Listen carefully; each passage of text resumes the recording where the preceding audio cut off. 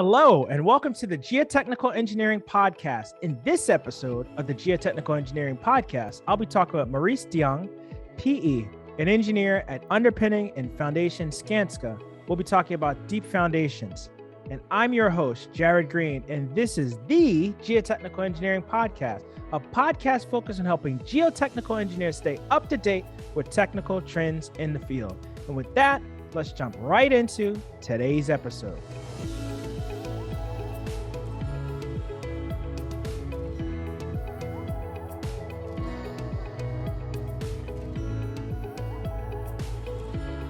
Maurice, welcome to the show. How are you doing, man?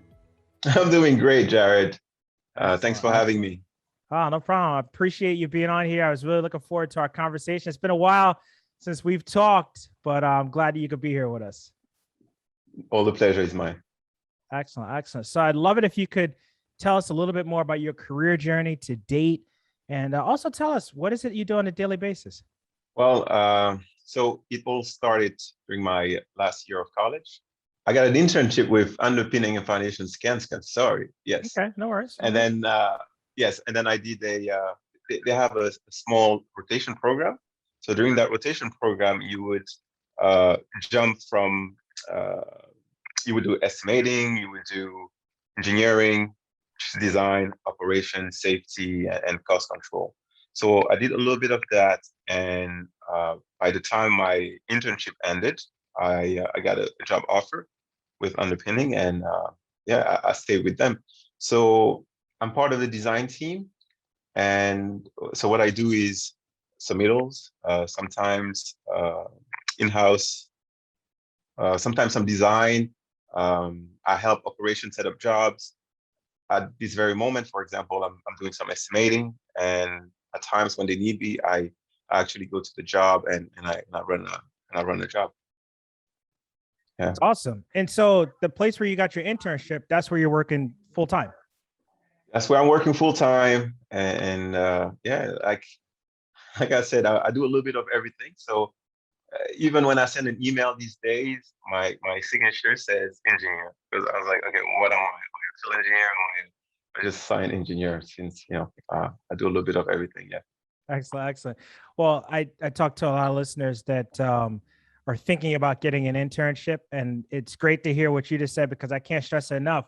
When you get an internship, that can be the start of your career. There are internships you intern and you say, well, I never want to do that again. And you kind of change, right? Or change different company or different field. But there's a lot of times where I guess you go to the internship, you like what you're doing, they like having you there, and you get an opportunity to work full time. So that's awesome. That's awesome. Thank you. Excellent. And I understand, because I work with your company quite a bit, and I understand you're involved with deep foundations. I'd be curious to hear a little bit more about the types of deep foundations you work on, so the ones you design and things of that sort. And there might be listeners that have no idea what deep foundations are. They could be early in their studies. So it'd be great if you could tell us more about what deep foundations are, why they're used, and what types there are. All right. So again, back in college, I had the Deep Foundation, the DFI scholarship. So the DFI is it's an international association for all entities involved in deep foundations, right? So it could be from the design and or the construction of deep foundation and excavation. So all those companies, get together and are all part of that association. So yeah, now the question is, what is deep foundations? Well, sometimes you cannot do the typical shallow foundation when it comes to a building, right? For the listeners who don't know what the foundations are, it's the part of the building that nobody sees, but also the most important part of the building, right? Yeah.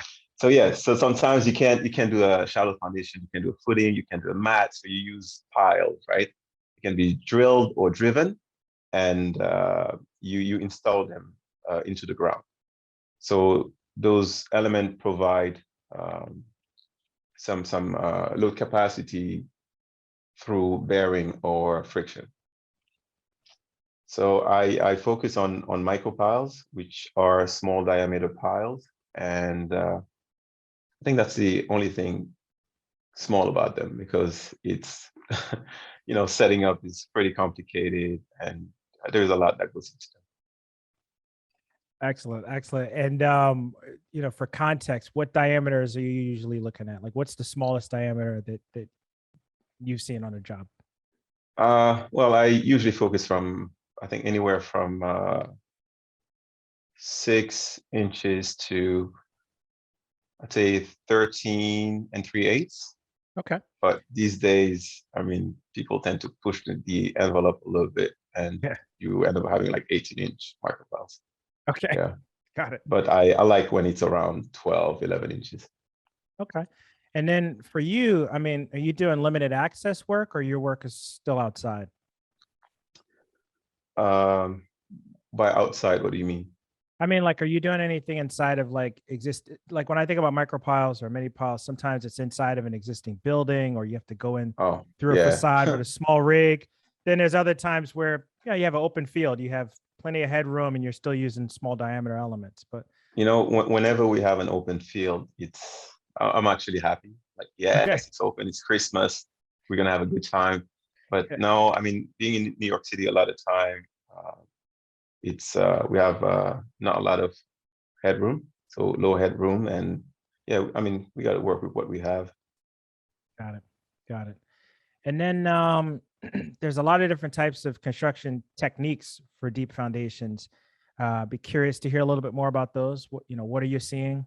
What's on the horizon? Well, I mean, like you said, you have a lot of different types, right? You can drive them, you can drill them, you can jack them, you can even screw them, right? And it really depends on the soil conditions, on the physical constraints that you have. Like I said, I focus on micropiles. So for micropiles, you have you have different methods, right? It could be rotary, it could be you can use a down the hole hammer, duplex system, overburden. You have a lot of different ways to do it. They can even use a down the hole hammer water flush, which was interesting. When are you using a system like that? What type of geology would make you go that route? Actually, we have not used a lot of it. Actually, we've never used it. We use air flush, but Okay. I was just reading a paper by Donald Cruz, and he mentioned it. So Okay. I called him Yeah, to talk about it. Yeah. there you go. And I'm sure he loved talking about it. I've heard him many a times, especially at DFI conferences. Yeah. All right. Well, I'd love to hear about a deep foundation project that you've worked on and how did it benefit your career? Well, there is one project that comes to mind, and so I was working on it with a former colleague of mine, Matt Bertucci, and so it's a mind-blowing project. Picture this, right? You are in the middle of Manhattan, right, Midtown, and there is a 50-story building that the owner wanna, demolish and turn into a 70-story building. But while he demolishes a building, you are in the basement, retrofitting the foundation, right? You're installing 400 micropiles in the basement, middle of New York City. You have Metro North like right next to you, and in the middle of the pandemic. So I think, yeah, that project is one of the most impressive projects I worked on, and I learned a lot, right? I learned a lot when it comes to, I think the first thing would be planning, right? So there's this thing that I say, planning is underrated, but the plan is overrated, right? And what I mean by that is a lot of time, yeah, we spend some time planning, but we don't realize how important it is. It's so important to actually sit down and in this project, for example, we, before the job started, we got together with like a lot of great minds, right? Like Teddy Savetta, uh, our VP, Andrew Burns, and we're just talking about the project. Okay, this is what we're going to do. So it was very complicated on paper, but we got it done, and we're very excited. The minute we got onto the job site, everything changed. So everything changed, right? So then you wonder, why do you need to plan? Well, the thing is, you know, during that planning phase, we actually look at a lot of different scenarios. And when you get to the site, if something changes, you know, it's easier for you to adapt and to take a different route. Now, why is the plan overrated? It's because, yes, you spend some time, you got a plan, but then the plan can change at any moment. So don't just focus on it. Don't just say, well, we have to stick to the plan. No, plan's not working. That's fine. Let's do something else. Just stay focused and remember what the ultimate goal is. So that's one of the things I learned. The other thing is teamwork, right? So when we are over there, we all want the job to be done. We want it to be done well, and you have different parties. So it's not like, well, I'm the contractor, I'm just on my side, and you know the inspector is doing their own thing. No, we all want the job done. We want it to be done well. So in this instance, I work with the inspector, for example, Greg Lucky, really smart guy.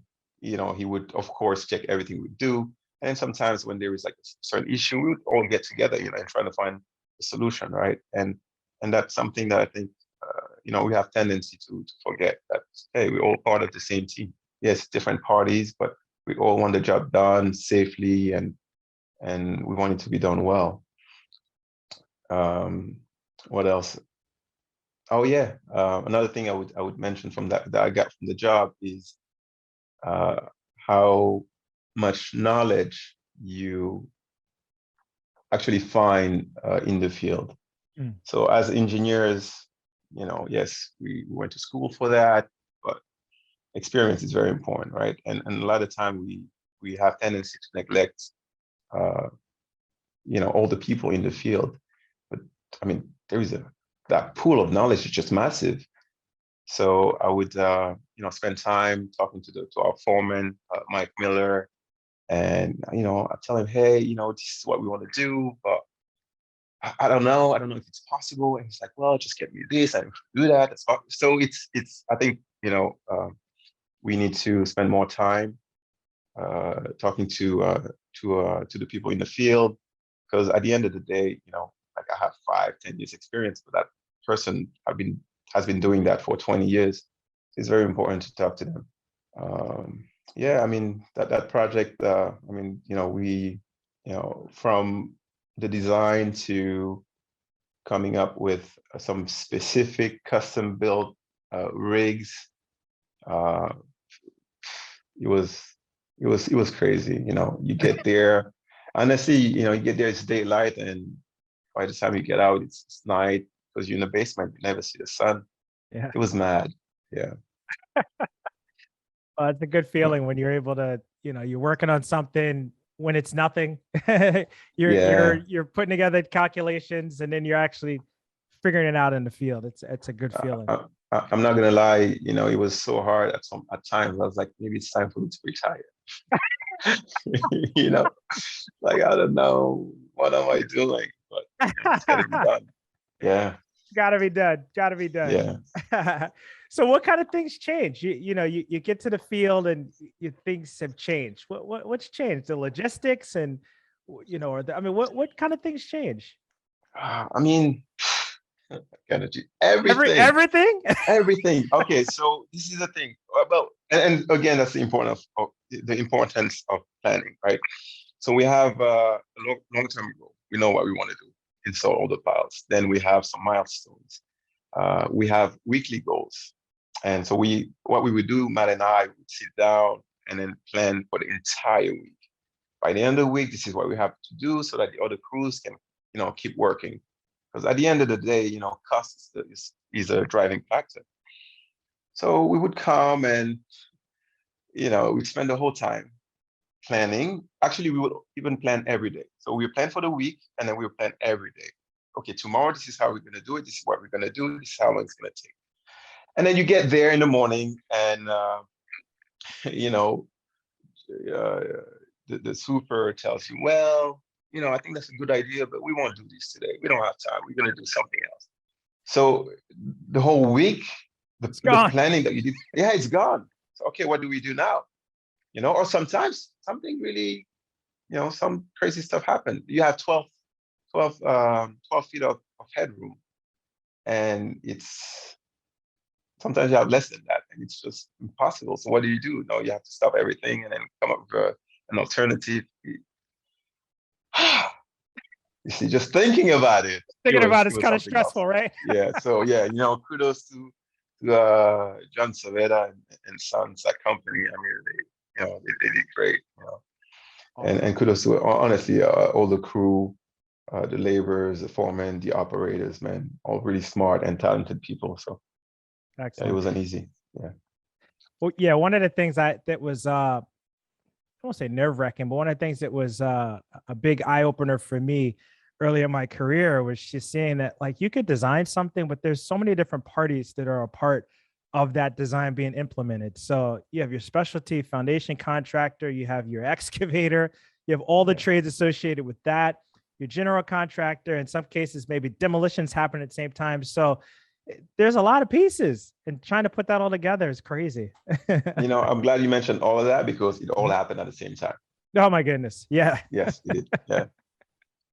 Oh man. Well, Maurice, when you think about it, engineers and engineering, there's always this focus on getting things right. And sometimes you can have this obsession with obtaining perfection. How do you resolve this? How do you resolve it? Well, I think I have to start by saying that life is essentially imperfect, right?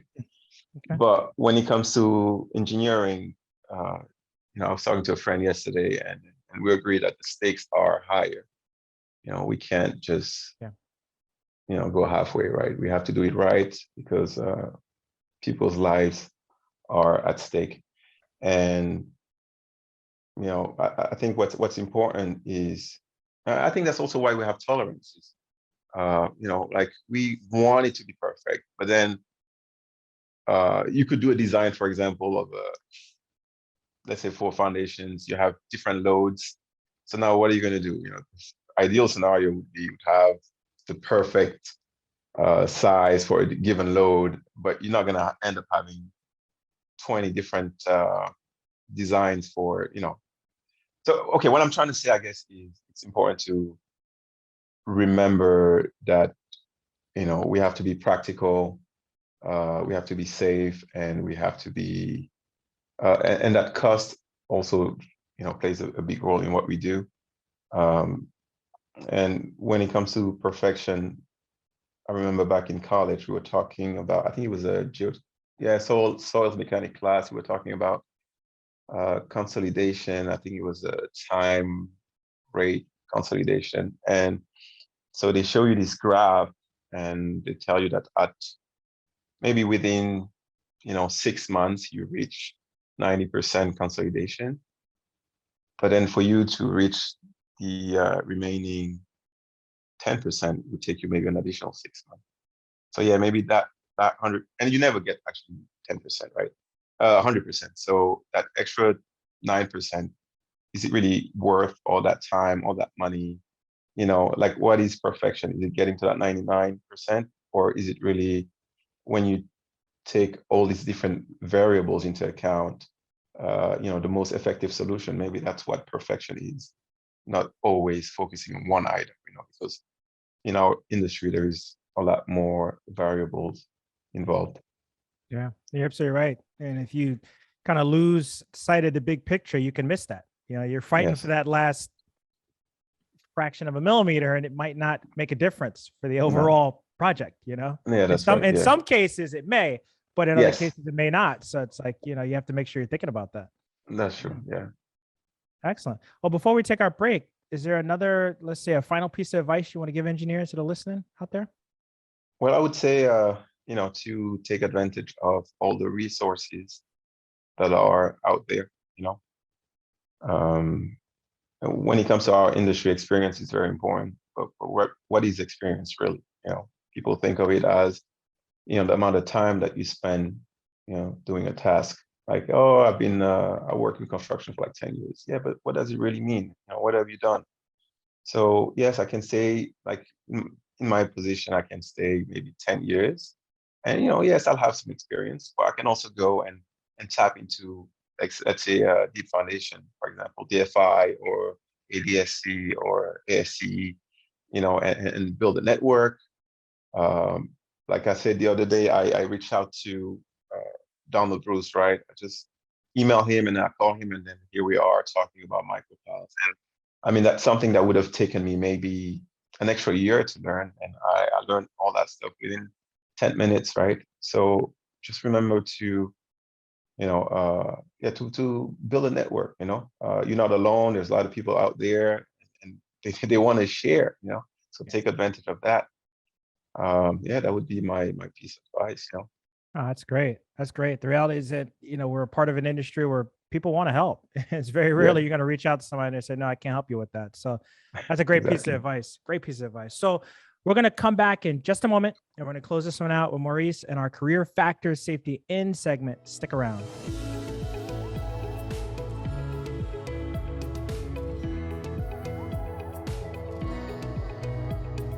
Welcome back. It's time for our career factor safety in segment. In geotechnical engineering, just like many disciplines of engineering, it's important to incorporate a factor of safety into your design. But what about incorporating a factor of safety into your career? Today, of course, we're speaking with Maurice Diong. Maurice, you've already had a successful career, and you're still in your career, of course. But when you look back at your career, what's one thing that you've implemented in your career to give yourself, let's call it a factor of safety in your career? Well, let's say, I think the first thing that comes to mind is I've always been up for a challenge. When certain assignments come, I'm not necessarily excited about them, but I just go and I give it a try. At least I give it a try. Like my mentor, Jim Riley, would say, I'll do what I have to do, and I'll do it gracefully because I'll do it anyhow, right? So that's the mentality I use. I go and I just do whatever they throw my way, and I give it a try first. The other thing I would say would be, so although I specialize or I focus on in-house design or in-house engineering, I also spend some time doing other things like field engineering or estimating. So I'm somewhat well-rounded, and I think that gives me an edge. Like, let's say, they know that I can do pretty much, I could be involved in a lot of different departments. And I think it's also important when you specialize on one thing, I think it's important to know a little bit of, everything that touches on that thing. So, I think it makes you better. So I think that's part of my safety factor. But ultimately, I'd say, I don't think about it that way too much, but I think, I think the answer is around the following question, right?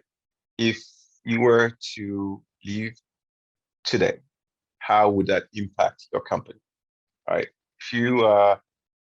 If you realize that, hey, if I leave today, that company, it's going to affect the company greatly, then know that you are an asset.